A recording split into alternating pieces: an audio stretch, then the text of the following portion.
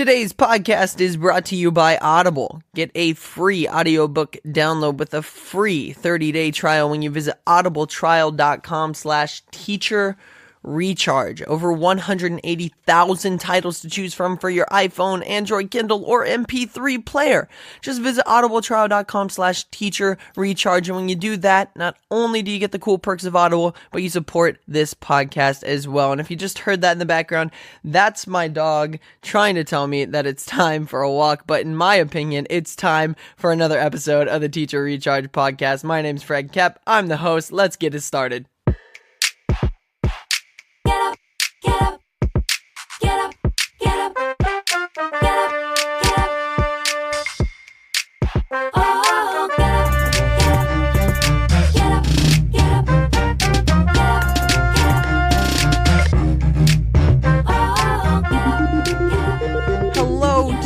Recharge listeners, happy Monday to ya. It is another Monday, another week, another opportunity for you to make an extraordinary impact in your students' lives. And we have another guest that will help that along for sure, help you into the week. His name is Joel Hawbaker. He's a high school history and Bible teacher as well as a soccer coach in Alabama.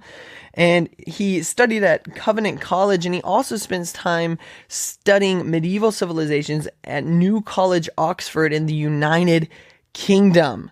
He also is a speaker who speaks on the topics of leadership, education, and blended family life.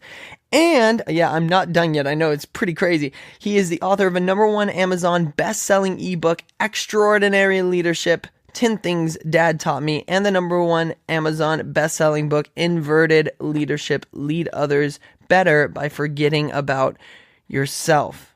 That and so much more, but he touches on a lot more in the interview. It was hype. It was awesome. And by the way, I said he was a coach. He's a soccer coach. So, I enjoyed this interview. You're going to love it. The energy is high. The strategies are great. Enjoy the interview with Joel Hawbaker.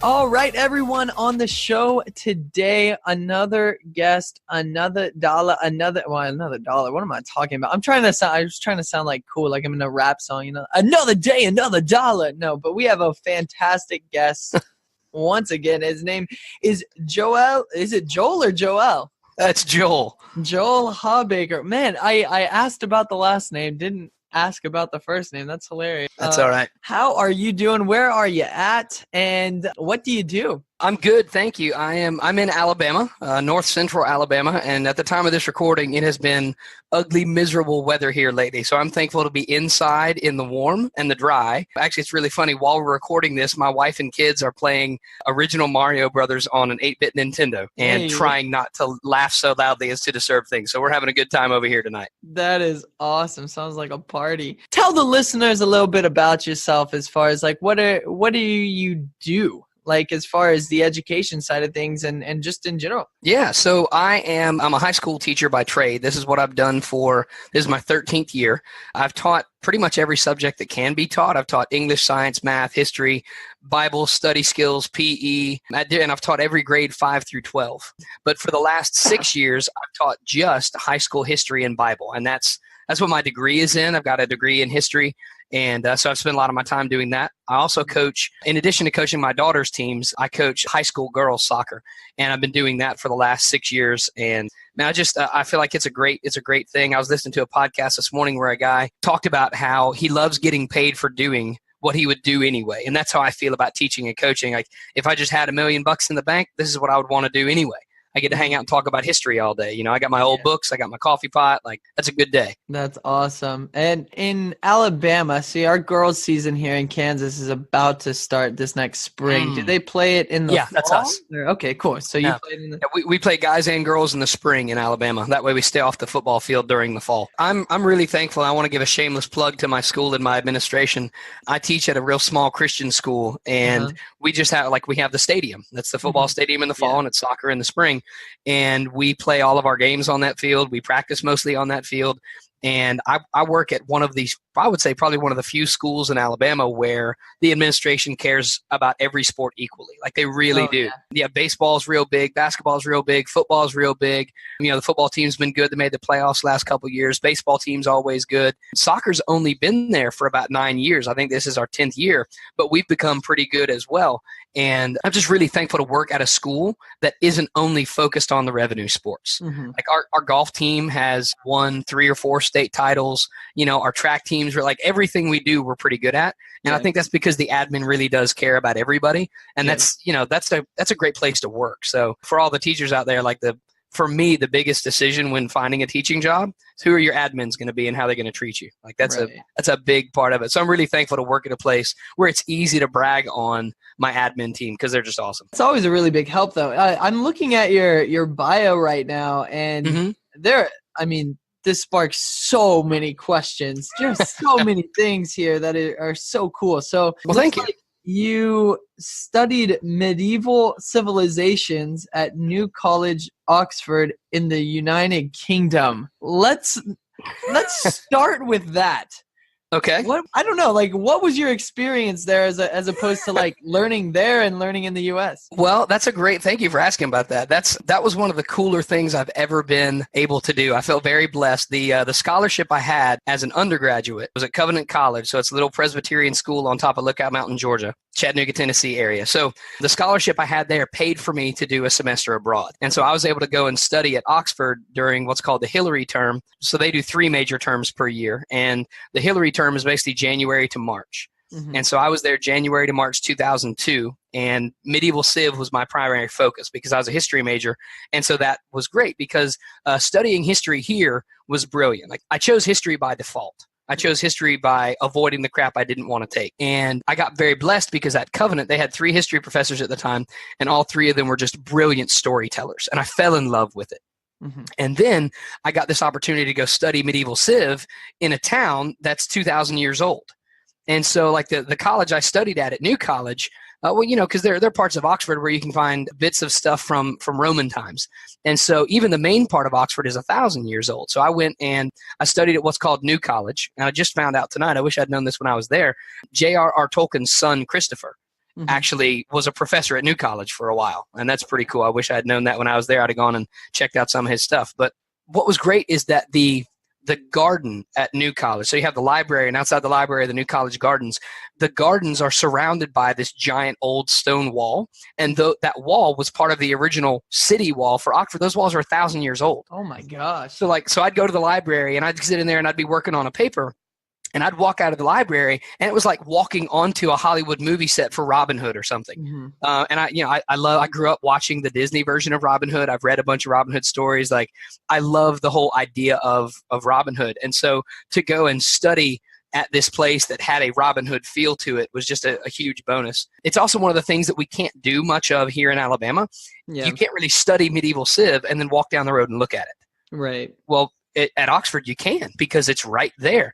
I got to travel up to London a couple times. My roommate and I, while I was there, we traveled up to Scotland for the weekend. We did the touristy stuff. We went to the Cotswolds, and we went to Stonehenge, and we went to Bath, and we went to the Jane Austen Museum. We went to Stratford-on-Avon and went to the Shakespeare Theater and all that stuff. But also got to go to a lot of museum and sightseeing. I played on a couple soccer teams while I was there. I played for the New College first and second 11, and it was just, it was an experience that was unlike anything else. It was really just an amazing opportunity to get to do that. I got really good at writing while I was there, and what I mean by that is being able to produce quality work in a short period of time, because their tutorial system is different. So my primary tutorial met once a week, and every week I had a 5-page paper to write. And so I'd meet with my professor one-on-one, and he would say, okay, here's a list of books, go read 5 or 6 of them, write me a 5-page paper by next week. And my secondary tutorial was the same thing, but it meant every 2 weeks, and it was a 10-page paper. And so I had 10 pages of work to write every single week. And then when I would write it, I'd go sit down with a professor, and he would have a copy of my paper, and I'd have a copy, and I had to read it out loud to him while he was sitting there reading it on the paper. And then we'd talk about it, and then he would give me the next assignment. And so the thing is, I got really good at writing good papers because, every teacher knows if you want to make your students have better work, let them know ahead of time they're going to have to present it in front of the class. Right. And now multiply that times having to present it to an Oxford professor one-on-one. Yeah. Because then there's no social peer pressure of, oh, he won't embarrass me in front of the class. There's no class. It's just you. If you write crappy work, he's going to tell you, this isn't very good, try again. Yeah. So it was a cool experience. I would love to take my family back there and visit. It was an incredible, incredible opportunity to get to do and experience things that I couldn't over here. I worked a couple jobs while I was there. I worked in a little grocery store. I waited tables at a fancy restaurant. And I just tried to get the whole experience of living overseas during the 3 months that I was there. There's a really cool thing to get to do. Yeah, that is very unique, very cool, and not something that very many people could say that they have done or even been able to do at that high of a level. So respect for that. That's awesome. Thanks. Yeah, it was pretty neat. Next thing I kind of wanted to bring up, I would like to get into the actual interview pretty quick here, but I just have a couple other questions. So first off, sure. It looks like you're a speaker. Yep. And you talk about leadership, education, and blended family life. So, correct. So what does a typical presentation for Joel look like? Well, it really depends on the venue and the topic. Just a couple weeks ago, my wife and I went to her alma mater, which is University of Montevallo outside of Birmingham. Okay. And I gave a presentation to a group of honors program freshmen, and it was about a 45-minute speech, and I just gave them some basic principles of leadership. The three topics you mentioned that I talk about are the way that I approach them is to start with a very high level view and then kind of work my way back down. And so a lot of what I talk about is mindset or the philosophy of whether it's leadership, education, or blended family life. And then we very quickly work that into very practical steps. So that's kind of what it looks like is I give the high level view of things, and then we talk about how it applies. And then I try to give some time at the end to do Q&A, because I know that no matter what the presentation is, there's somebody out there who has a question that I wasn't able to address in the time allotted. I'm actually really excited because about a week after we do this recording, I'll be at a conference in Orlando, Florida, presenting on blended family life. So I'm divorced and remarried, married for 8.5 years, and then divorced for a few years, and I'm remarried. My ex-wife is also remarried. Her and her husband have a little toddler boy, and I've got 2 girls from my first marriage. Mm-hmm. And so my girls go back and forth each week. And so that's blended family life. And so that's one of the topics I talk about is, just trying to help people understand how to do blended family life better than we often see it done. Because every teacher's heard horror stories about kids' home lives, parents being angry and fighting. And so I've been very fortunate that my wife and my ex-wife and her husband, we all really try to work well together to raise our kids together. So the presentation is actually called 4 Parents, 2 Houses. Okay. And the whole idea is, how do we work together to raise these kids well? And so at this presentation in Florida, I'm gonna give a high level view of it. We're going to talk about some practical steps, and then we're going to break up into small groups and do some case studies. So I've talked with a number of friends that are from blended families and gotten some of their specifics, and I'm going to change the names obviously, and then say, okay, so in this situation where you've got a parent here and a parent here, and you've got kids from both families, and they have different schedules, take these principles that we just talked about and apply them, and then give me a best case scenario of what that looks like and a worst case scenario of what it looks like if you don't apply these principles. Okay. And then we're going to talk about it as a big group. And so the idea there is to get some good principles across, and to also get people really thinking about the implications of what they say and the end results of their choices. Mm-hmm. As a history guy, I'm real big on looking at things like cause and effect and change over time. And so in the classroom, I want to teach kids not just the history content, but to apply the lessons they've learned. And one of the big things of that is just learning the lesson of prudence. And a lot of people don't talk about prudence anymore, but I'm a huge C.S. Lewis fan. Yeah. And in the book Mere Christianity, he talks about the 4 cardinal virtues from the ancient world, one of which is prudence. And it's thinking about the consequences of your actions. Right. Well, that's a huge thing that honestly, I wasn't great at when I was a kid. And I would argue that teenagers today are even less good at. Yeah. And it's something we need to work on in the classroom. And it's something I try to work on my presentations as well. So I love doing that kind of stuff. I enjoy getting to do those presentations at different places. It's a lot of fun. Wow. Well, that's fantastic. And just so everyone listening knows, this is actually, we're recording this on a Monday, and he is energetic as all get out. So with that said, this podcast is about helping teachers start their week off with that sort of energy. So what are you doing before a Monday or on a Monday to make sure that you hit the classroom or you hit the soccer field to coach with that type of energy? Yeah, that's a great question. I've got a 45-minute commute to my school every morning. And so on the way there, I listen to books that I love or podcasts like this one that I really enjoy. And then right before I get to school, I normally put on some music that I like. A lot of times it's praise and worship music. A lot of days it's something by U2. Because I love that band. And so a lot of what happens is I'm walking into my school with my earbuds in, and I'm listening to and singing along with some kind of music that I like. And it just gets me pumped, it gets me energized. And so the kids kind of know if you get to school early enough, you'll walk by Coach Hawbaker's room, you'll hear him singing from the hallway. That's because awesome. like if I'm singing, I don't care who's around. If my door's closed and you can hear me, feel free to chuckle. It doesn't hurt my feelings. Hey, I love it. So that's something that I love to do is just play some music that gets me in a very excited mood. So that's something I do on a pretty regular basis. Sweet. That kind of leads fairly well into my next question, which is, what is something unique that you're doing that other teachers might not be doing? Of course, there is a lot to go with that, though, obviously, just by your bio. But, like, what is something that makes you you? Well, the singing in the class is pretty good. That's something that I don't shy away from. It's actually really fun to every now and then just to bust out in song in the middle of class just to wake the kids up or get them interested in what we're doing. Another thing that I do a lot of the time is when the kids are coming in and when they leave, I prop my door open and I stand by the door and I give every kid a high five on the way in and a high five on the way out, which means I go through a lot of hand sanitizer, because if I'm high-fiving 60 or 75 kids a day, that's a lot of germs. And the older I've gotten, the more of a germaphobe I've become. So I go through hand sanitizer a pretty good bit. But that's something I love doing. And even on days when the kids have been frustrating and they're not mad at me because they got a bad test score or I got on to them for talking, even on those days, I make sure to give kids a high five so that they know that when they leave, I'm not mad at them. We haven't broken our relationship. I still care about you enough to say, hey, have a good day or have a good weekend, and I'll give you a high five as you're leaving because I want you to know that I care about you. And so that's something that I do on a regular basis, and it's just a lot of fun. The kids know. And so like if there's days where when the bell rings, I'm sitting at my desk for whatever reason, and I don't make it to the door before the kids leave, they'll stand there and wait till I come over there to give them a high five. Yeah. Like most kids won't leave without a high five because they know that's how you leave the classroom. If you don't have a high five, you don't leave. That is so cool. That is amazing, man. Like I just love that idea. I love how you're not afraid to be you, and that goes onto your students too, and into your students' lives and players' lives too, which is amazing. But we're going to take a real quick break. Thank a sponsor. We'll be right back.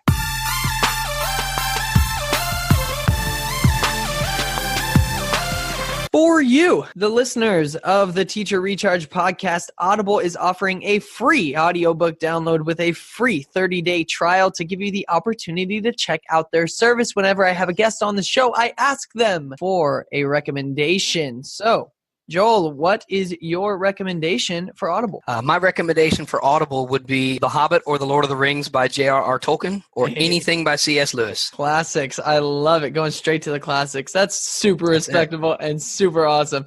Well, if you would like to get your free audiobook version of The Hobbit or anything by C.S. Lewis, that's all good. You can do that. Or you can choose from over 180,000 titles for your iPhone, Android, Kindle, or MP3 player. All you got to do is go to audibletrial.com/teacherrecharge to get that free audiobook and free 30-day trial. By doing that, you're supporting the podcast and you're going to be supporting Audible as well.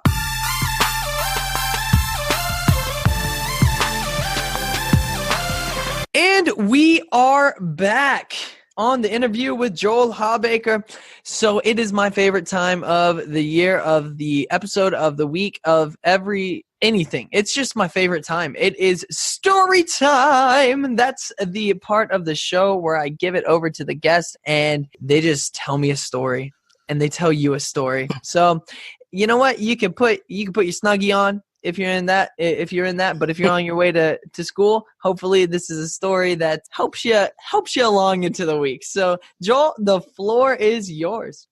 Hey, thanks. So I actually had a couple different ideas. I'm gonna tell you one story that just makes my heart happy. So I've got two daughters, and we talked about soccer season being in the spring here.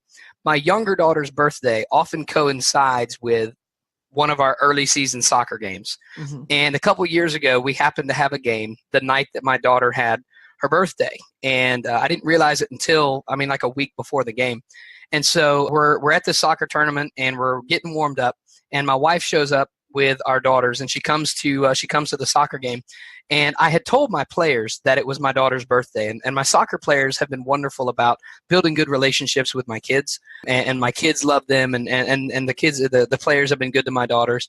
And so what they did is in between, or right in the middle of warm-ups, when my soccer players realized that my daughters were there, they immediately stopped warming up and ran over to the fence by the field, and just completely impromptu, they sang happy birthday to my younger daughter. Gosh. And it was beautiful. My wife recorded part of it on her phone, so we put it up on our team's website and that sort of thing. And it just makes me happy because it's one of those great moments where my professional world and my personal world became the same world. And it's something that I'm thankful for, that my soccer players have always been really good to my kids. Actually, it's funny, while we've been recording this, one of my former players showed up to hang out with my family tonight. So she came in wearing the same sweatshirt that I wore to school yesterday, which is a lot of fun. That's super. So just that kind of stuff, like that's what being a teacher is all about, is forming relationships with kids that go far beyond the classroom.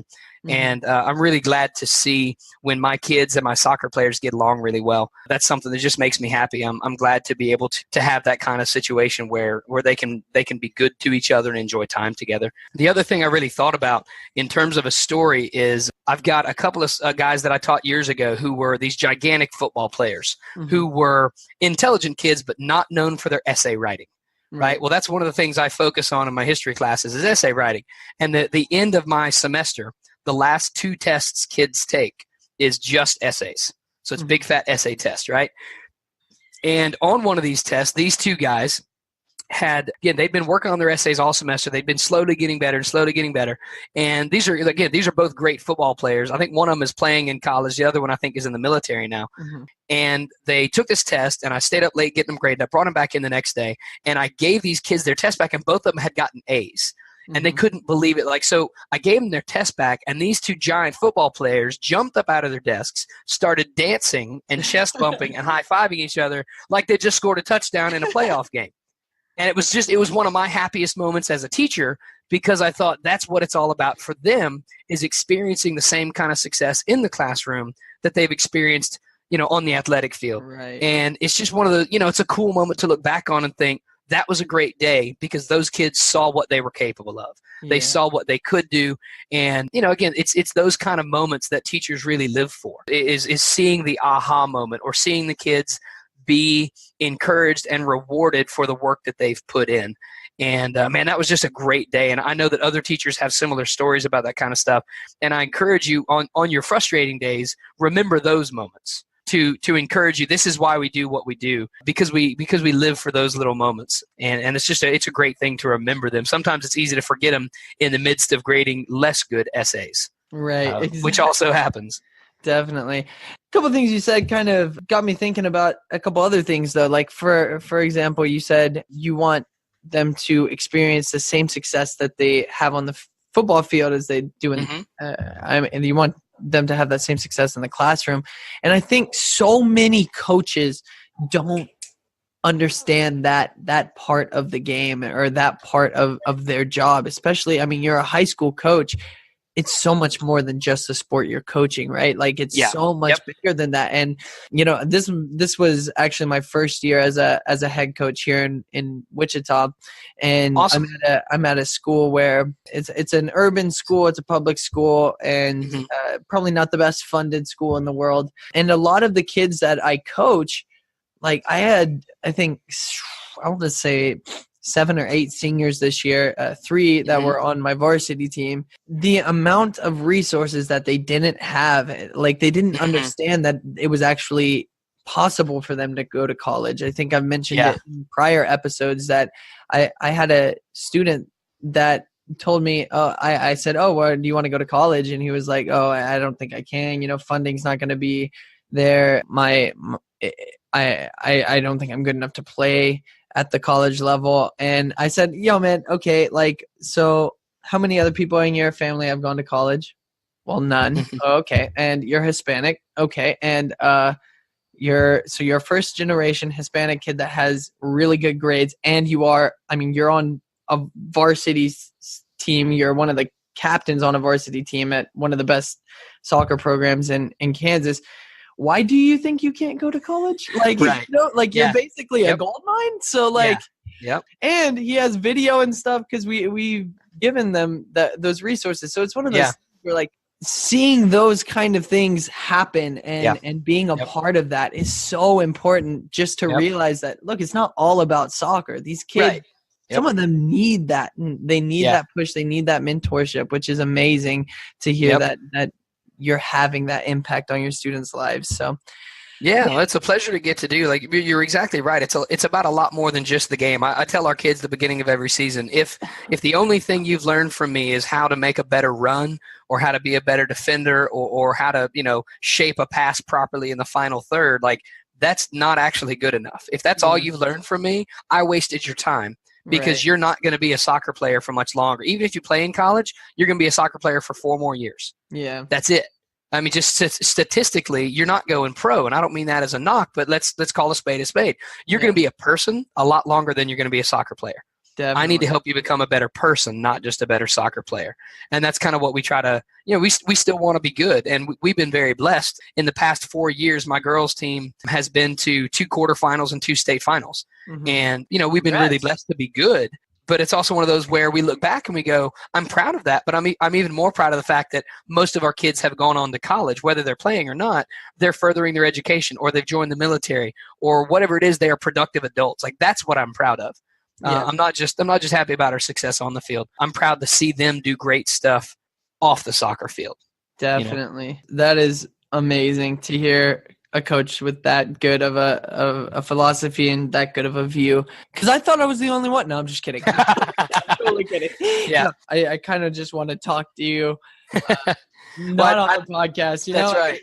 But I'd love to take a lot of credit for that, but I would, for any of your teachers out there who are also coaches and want to learn more about that stuff, you need to pick up a book called The Messiah Method by Michael Zigarelli. He's a professor at Messiah College up in Pennsylvania, and he's written a couple books that I've got. Both are really good. One is called The Messiah Method, and the other one is called Soccer Field, Mission Field. And they're both, neither one of them is about the X's and O's of coaching. They're both about culture building and program building. And they're both brilliant stuff. Also, Mike Zigarelli, he's just a nice guy. I've connected with him on social media, emailed with him a few times. The coaches at Messiah College are very personable. I've called a couple of them up at different times. And, I'm a nobody from Alabama. Like, they don't know me. But they took my phone calls and spent half an hour on the phone with me or answered my emails or whatever. And because these guys, for them, it's not about just winning soccer games. It's about creating better people. Yeah. And the way that they do that also causes a lot of success on the field. Like, Messiah College has won something like 15 national titles in the past 20 years between their girls programs. I mean, they're absurdly successful. Yeah. And they don't do that by only focusing on winning. They do that by focusing on creating good people. So check out those books. They're great. They're good stuff. I mean, we might even have to try and reach out and to get Mike on the podcast. Oh, he's awesome. I've heard him on a couple of other podcasts. I've heard him interviewed. He's really good. That would be really cool. Well, hey, we are about out of time. So if people want to reach you, where can they do that? Where can they get in contact? Where can they ask questions? All that good stuff. Yeah, please, I would love to hear from your listeners. You can find me on social media. On Facebook, I'm Joel W. Hawbaker. You can find me on LinkedIn at Joel Hawbaker. You can find me on Twitter at Real Life Leading, or you can come to my website. It's very easy. It's reallifeleading.com. You can also find my books on Amazon. I got an ebook called Extraordinary Leadership, 10 Things My Dad Taught Me. And then I have also a paperback and ebook. It's available in both. It's another book. It's called Inverted Leadership. Lead others better by thinking less about yourself. And so, yeah, those are great ways to find me. And again, I would love to hear from your listeners. Let me know how I can help you. Let me know how I can serve you. And I'm really glad to do that kind of stuff. Awesome. I will put a link in the description to all of that good stuff. So if you want to reach him, it has never been easier. Everybody out there. So if you or someone you know would be good for this podcast, go ahead and email me, teacherrechargepodcast@gmail.com. That's once again, that is teacherrechargepodcast@gmail.com. If you want to find out more about what I speak about when I go to schools, you can go to fredmotivates.com and learn about the love and success approach to leadership. With that said, Joel, this has been an absolute pleasure. And we appreciate it. Hey, thank you very much. It's been my pleasure. I've had a great time. Again, let me know how I can be of service to you and your audience in the future. And I really appreciate you giving me the chance to come on and share a little bit. It's been fun. Yeah, for sure. Thanks.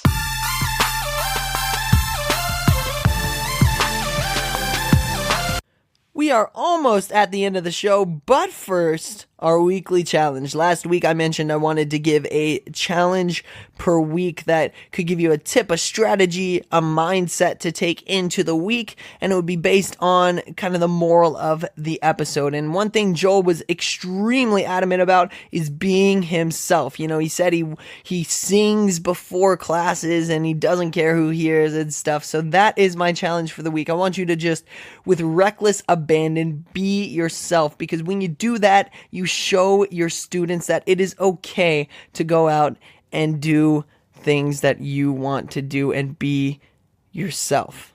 So go lead by example this week. Have fun, be yourself, and let me know how it goes. teacherrechargepodcast@gmail.com. Have a great week. Peace.